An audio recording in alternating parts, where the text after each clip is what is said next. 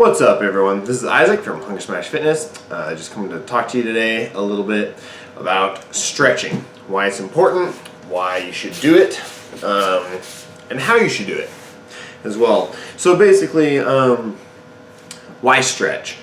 I know everyone grew up, learning to stretch before you work out and all that jazz.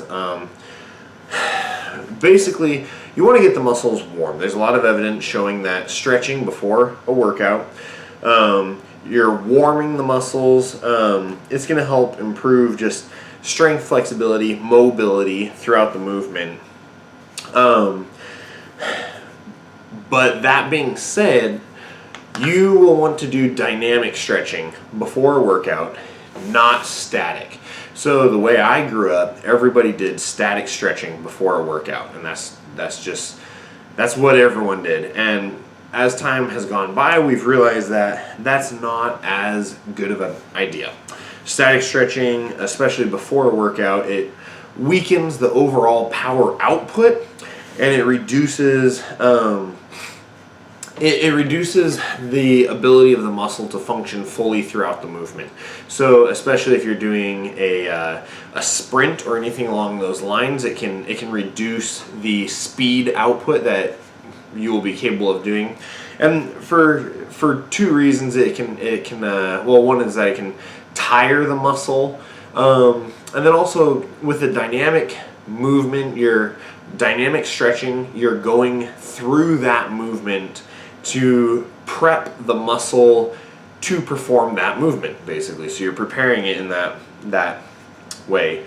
But also I wanted to say, so you want to do dynamic before an exercise and static after an exercise. So after you've worked out, once the muscles are warm and you have good blood flow through, then you can do some static stretching afterwards, or roll out with a foam roller, all that sort of stuff. You also want to do you want to vary your stretching a little bit. So I don't do the exact same stretches every single day. Try and mix it up a little bit and keep your body limber, okay? And there's also another thing that I've heard a lot of people talking about, flexibility and mobility as if they're the same thing. And they're not really. Flexibility, you can be extremely flexible but have no strength at the end range. So just because you can squat to the bottom of a squat, but you have no power until you're halfway up out of that.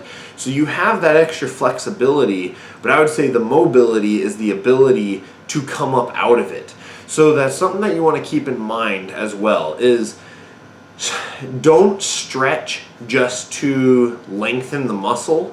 Stretch to strengthen the muscle, okay? Stretch to be stronger throughout that movement. And that's one thing that I've always tried to work on, is not only just stretching, but stretching for a purpose, stretching so doing dynamic stretching to prepare for a movement, doing that movement explosively to the full range and everything else, and then as my cool down, doing more of the static stretching, keeping or some light movement. I often do dynamic stretching at the end as well. Static stretching, I think you want to be really careful of. And then the other thing is, just because something is sore doesn't necessarily mean that it needs to be stretched. Oftentimes, I think that's more indicative that it needs to be strengthened. So I've met a couple people that just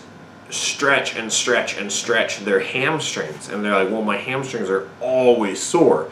It's like, well, have you ever tried strengthening them? And then as soon as they start working on a strengthening program, their soreness goes away. And so you want to keep that in mind as well. Just because something is sore doesn't necessarily mean that it needs to be stretched or that's what the root cause is. So there could be dysfunction somewhere else that is causing that. And that's a much bigger subject.